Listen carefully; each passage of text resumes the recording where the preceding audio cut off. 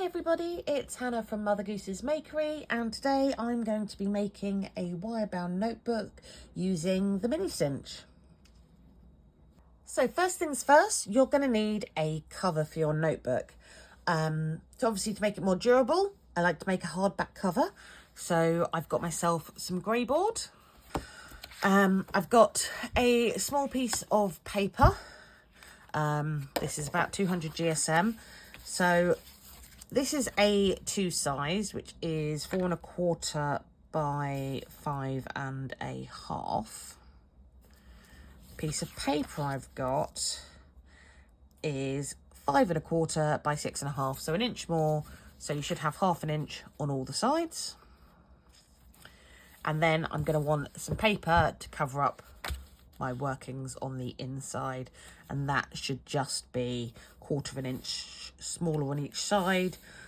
I'm going to get the greyboard and I'm going to generously apply glue all over, because you want this well adhered. You don't want this peeling off anywhere or air bubbles.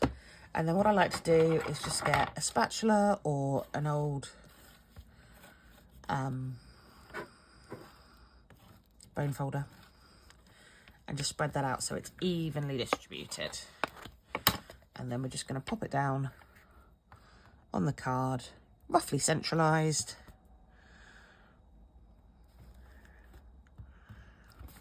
And press it down firmly.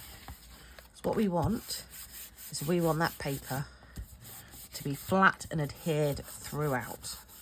Now our greyboard is firmly attached to our paper. We need to trim the corners off. Now, in order to make sure you get nice, neat corners, I don't know if you've ever had problems when trying to cover a book before. You can end up with either too much paper on the corners and it seems bulky and lumpy, or it's also very easy to end up with the greyboard showing. So apparently what you should have is 1.5 times the thickness of the material you're covering in the corners. So what I've done, I've taken a tiny bit of greyboard, so it's obviously the same thickness. And what I'm just going to do is I'm going to put it at a 45-degree angle across here. So I'm basically going from one square to one square. And just drawing a line straight across. You can get bookbinding tools. I own a bookbinding tool. It is somewhere extremely safe. I hate it and when I put stuff in safe places, and I do it alarmingly often. Put stuff somewhere really, really safe and don't see it again for years. So that's gone to a better place. But this works just as well. So what we've done, we've drawn a line one thickness away, and then you can just trim slightly outside of that line, which will ensure you have the right depth. You could faff about drawing another line with another piece of card, so you have 2 lines and then go somewhat in the middle. I tried that once. It was pointless. It didn't get me any better results. So let's just take that step out, because all that happens is you go slightly between the lines, so you might as well just go slightly outside of the first line. Right, in order to get a nice crisp fold, what I like to do, have it facing greyboard side up, pick it up, put my fingers near the bottom and just push it up so it's perpendicular to my mat, and just give it a little rub, and then fold it completely over. And this is when I get my tool out and I burnish. I would normally use a Teflon bone folder, but my daughter decided to intervene earlier on when I was crafting, and now several of the items of the craft stuff I was using has ceased to exist. So looks like I'll be having to search for that later. Right, same with the other side. So again, fingers at the bottom, lift it up so it bends directly there, give it a little flatten, and then straight over. And so at this point, we crease, burnish there, And that way you get lovely sharp lines on both the front and the back. And it just nicely does that. Again, I'm just gonna fold this in anticipation.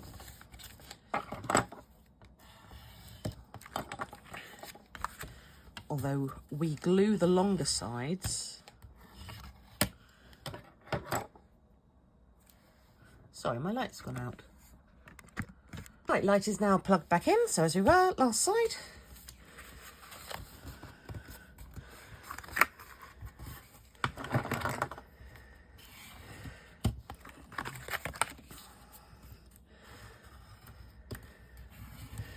Right, something you want to bear in mind with book covers is you tend to open from the side. So what you should do is you should fold in the top and the bottom first, and then the sides, so that the fold is on the outer edge as opposed to the loose edge, if that makes sense. So because the fold is more durable than the loose edge, this side is touched more. So top and bottom in first. So we're going to glue the top and the bottom. So what I like to do is I like to put a little bead of glue along here and then just spread it out along the top.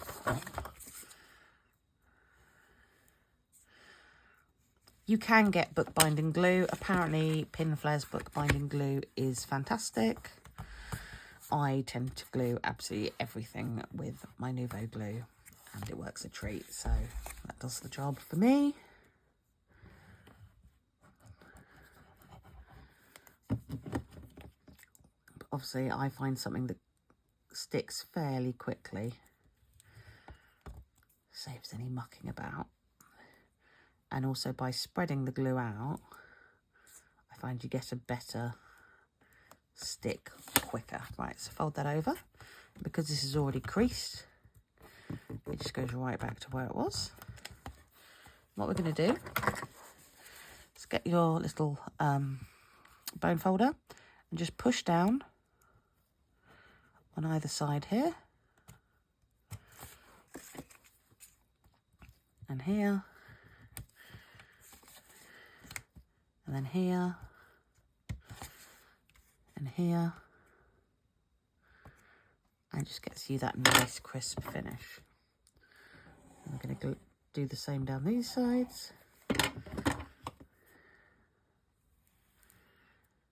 And obviously we're going to be using some paper to cover up our workings. So it doesn't have to be perfect, but you do want it all to be stuck down properly. Because the last thing you want is little bits flapping about. And you can see where we've just creased that in the corners, you get a lovely, neat finish. Can you see? Just there. Lovely and neat. And same there. Oh, I think that needed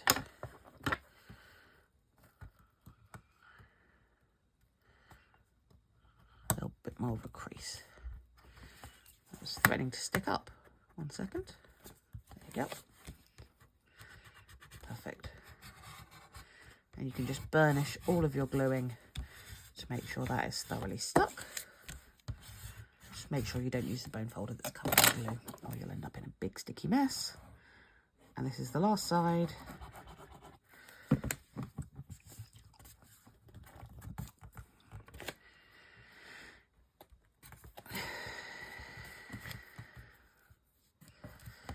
If you already know how to cover a book,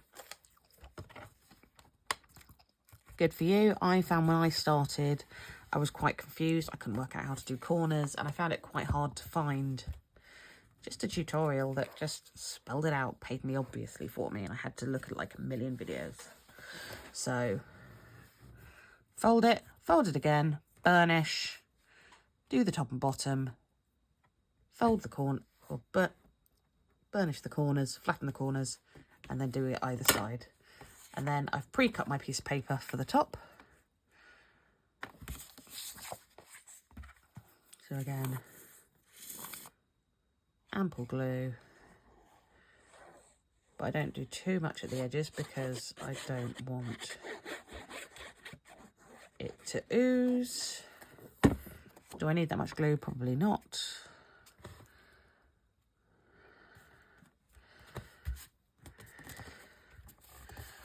But this book is being given to a child, so I don't want any peely edges.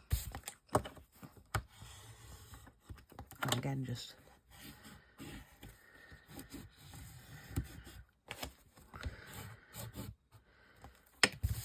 make sure that's glued down. You'll see that's lovely and firm. That corner lifting, perfect.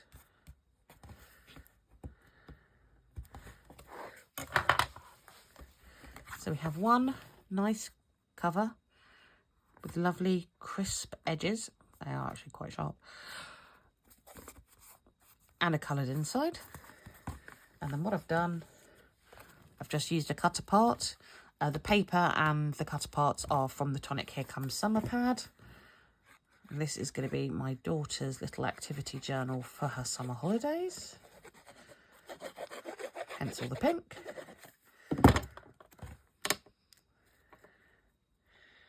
So Here Comes Summer seemed perfect. So we have Seagull stealing chips because she is off to the south coast to see her grandparents. And if there isn't anything more quintessentially English coastal town, it's a seagull stealing chips. So that's perfect. That's going to be the back. This is the front.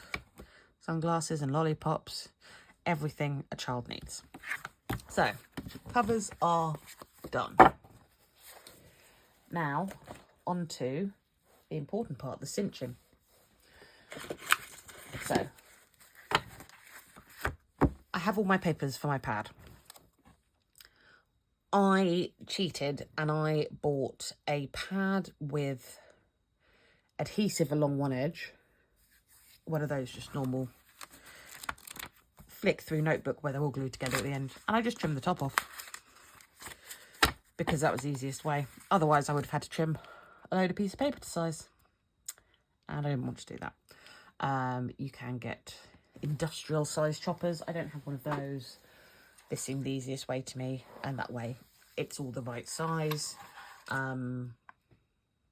Also, people can have great difficulty in knowing how best to, or which paper to pick to put inside. I like a dotted bit of paper, like a grid, or squared paper. I don't know, probably reminiscent of maths at school. Printer paper is also good. I tend to go thicker than normal, your cheapy, flimsy printer paper, which is, I think, 80 GSM, 120 GSM works well for a notebook. I find the Navigator brand, 120 GSM, you can grab it in Tesco's for a £5 for a ream. That's pretty good stuff, and then you could just trim it down to size because that's A4. Right, so here's my mini cinch. We Are Makers have a wonderful, or We Are Memory Keepers have a wonderful habit of printing their instructions directly on. So you don't have to worry about finding notebooks or charts in order to decipher exactly how you're going to do something. So this is super simple. Okay, so first of all, you push down the lever, release, and that's it. You're good to go. Now, the first thing you need to do is you need to know what size your paper is. So we've already established my paper is A2 and it is 4 1/4 by 5 1/2. Now, as you can see here, you have to find the measurement that your paper ends in. So my paper is 5 1/2. So I look for half, and half is in category A. You will see here, if I can just hold that up, that there's A, B and C, because here is a little stopper that goes in to to give you a starting point for your papers to make sure all the holes are in the right place, because obviously consistency is key when making a notebook. So if it's, you can just see there, if your length that you're putting the wire in is 1/4 of an inch, 1/8 of an inch, 5/8 or 3/4 of an inch, A4, A5, A6 or A7, you use slot B, which is there. And if it's 3/8 or 7/8 of an inch, use slot C. But whole and 1/2 inch are A. Mine's 5.5, so we're going to put it in slot A. And then what we do,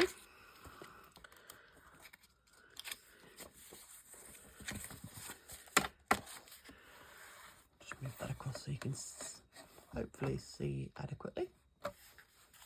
Hope that's in the right spot for you. Get your paper, tap them together, and just put them in as far as they'll go and abut them to your little stopper. And just push down. And you can see, got 6 perfect little holes. I mean, I'll grab about 10 sheets at a time. You don't want to try and force too much through there, because that's how you get ragged cuts. I've seen reviews of this on Amazon where people are complaining about the quality of the hole punch. See, that was a bit too many, and it's not amazing in fact. Just gloss over that. But then probably what they've done is they've tried to force through way too much or way too thick a paper. In the day, this is a hole punch. It's just a really heavy-duty hole punch. But you can see, you just grab it. It's like 10 pages at a time. And it doesn't take too long to do a notebook's worth. Right. So, holes are punched. But alas, we only have holes in half of it. So, that's what you do. Take this out, because we don't need that anymore. Slot that back in the side. It's still home. Right. You can see on the side, you have this little square peg. It's a square peg for a square hole, which is better than any other shaped peg for a square hole. What happens, you're going to move your paper along, and then your penultimate hole is going to go in there and have that push down on it. So it's locked in place. Can you see that? So that bit just pushes in, and that will secure your paper. So I'll show you. So grab a small amount of your paper, put it back in. So we've got, this is our penultimate hole here, number 5. And number 5 is going to line up with that hole there. I'm just going to pop the peg down. So you can see we've got holes 1, 2, 3, 4, and then this one, it's quite hard to see, but it's secured in the hole, and because of that, it's not going anywhere, it's stuck. And that means that your paper is going to be perfectly in place, so you can just push that down, put that back up. See your paper perfectly hole punched all the way along. So again, hole number 5, peg down. Slightly too much paper. I don't learn. I don't. I like to learn from other people's mistakes, but apparently I'm not even learning from my own, so what chance do I learn from other people's?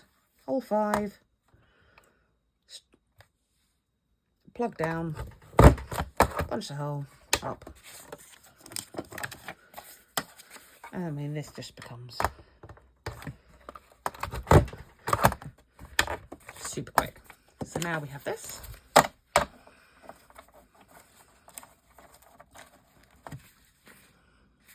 And I also did some earlier. So, I mean, this is going to be way too much. I believe that's going to be too much for a notebook. But I can just use it in the next notebook for all the holes are in the right place. So I've already got holes in my front. Now my back has dried.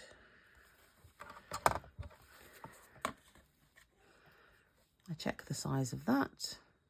And because it's slightly bigger because we've added the paper, it's gone from 5.5 to 5 5/8.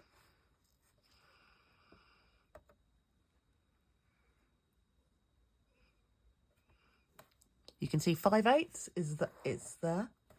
I mean, I can't zoom very well. 5/8 is there. In section Bravo, B. Pull this out. Pop it into B.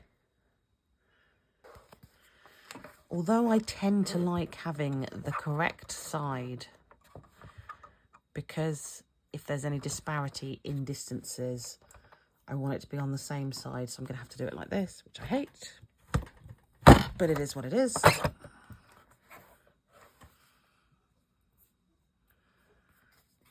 Take this out.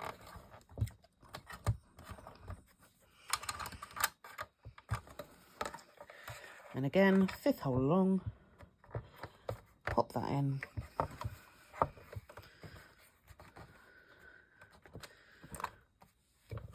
You have to give that a bit more welly because it's going through greyboard. Now, that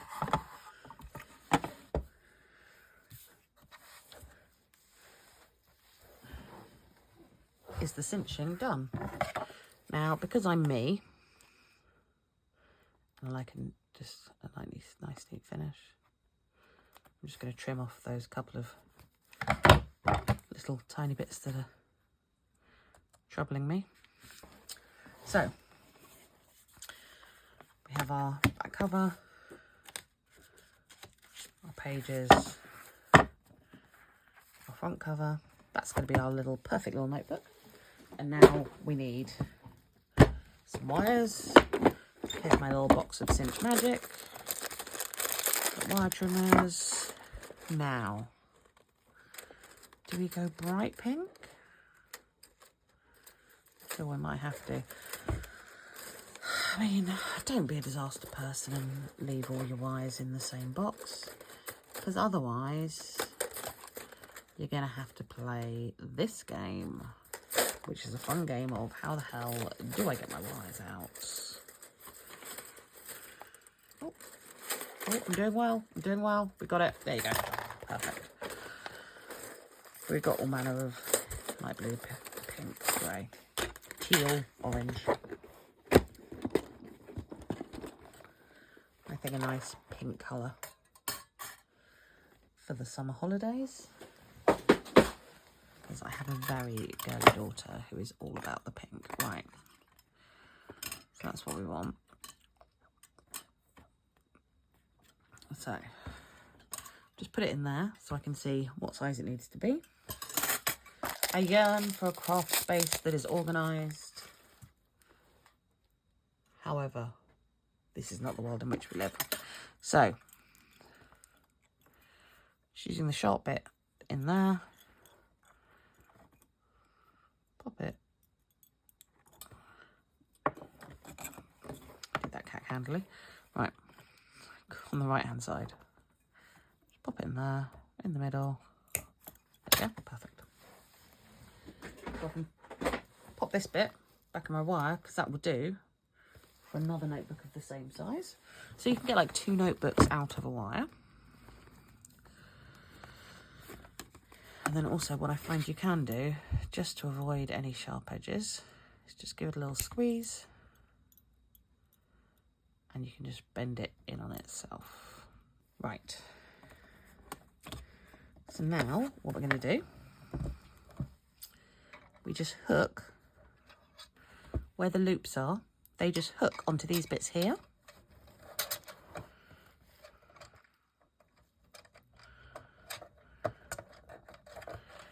And then you can pop all your pages on. What we do,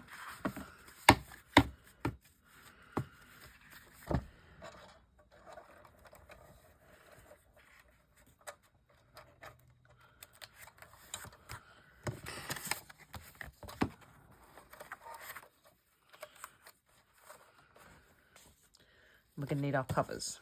So you're going to want your front cover on next, and then your back cover, because what's going to happen, we're going to seal it, and then the seal will be at the back cover, so you can't see it, you don't see it when you open your book, basically. If you were to put the back cover on the back and the front cover there, then your seal would be visible along the spine, so it's just really for aesthetics. And similarly, you don't want to open your book and be faced with mechanisms. So it goes pages, front page, front cover, back cover. Turn the machine around, and we just lay it all in here, and then you just push this down.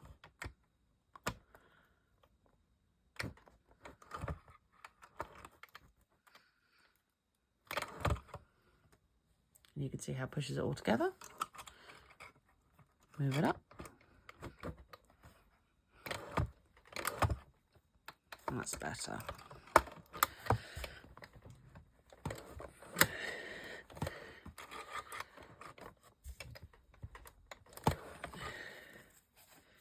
You can see now that that goes to there, which is what you want in a notebook, because now you're not going to have pages falling off. And you can just give it a little bit of a further squeeze yourself, just to make sure there's I do like a tiny bit of overlap. Perfect. And then, you see, you have, pop this back down, one perfect little notebook. You open it up, can't see any of the binding mechanisms. You've got all your pages, so she can write down everything she gets up to in Nanny and Grandad's. All your mechanisms at the back, on your back page. A fun little back cover. And that is how you make a quick notebook with the mini Cinch. I hope that has been of some help and demystified the whole cinching process for you. It seems really daunting before you do it, but then you start doing it and you go, oh my God, that's so easy. Why did I leave this on a shelf for a year because I was too scared to start? If you like this, please give me a thumbs up, because it really helps get my channel noticed more and get the tutorials out there. Please subscribe if you don't subscribe, because I'm gonna keep making cool crafty stuff, and it'd be nice if you watched it and you might learn something and you might have fun, or you might just hate watch and leave nasty messages for me. That works too. It all helps the algorithm. Yep, so please like, subscribe. If you were after any of the Cinch stuff, Tonic Studios has just started selling the mini Cinch. They also sell all the wires. They do a fab bundle, which is what I got, which is the mini Cinch, some wires, the clippers. That's available from today, which is I think the 5th of August. I sounded very certain about that, didn't I? And also the Here Comes Summer paper. I believe they might still have some of that available. I've had mine for a little while now, but it's pretty fab, and there's loads of rub-ons and dies and stamps and stuff that go with it. If you wish to purchase any of this stuff from Tonic, you'll find in my bio, there's an affiliate link. You are under no obligation to use it, but it will take you straight to the website, and it just gives me a little bit of a thank you very much for sending people away gesture, which is always appreciated and helps me buy crafty stuff so I can make the videos to help you make crafty stuff. Anyway, I'm waffling now and time is getting on. So have a fantastic evening, buy a Cinch, make a notebook, and keep crafting. Bye.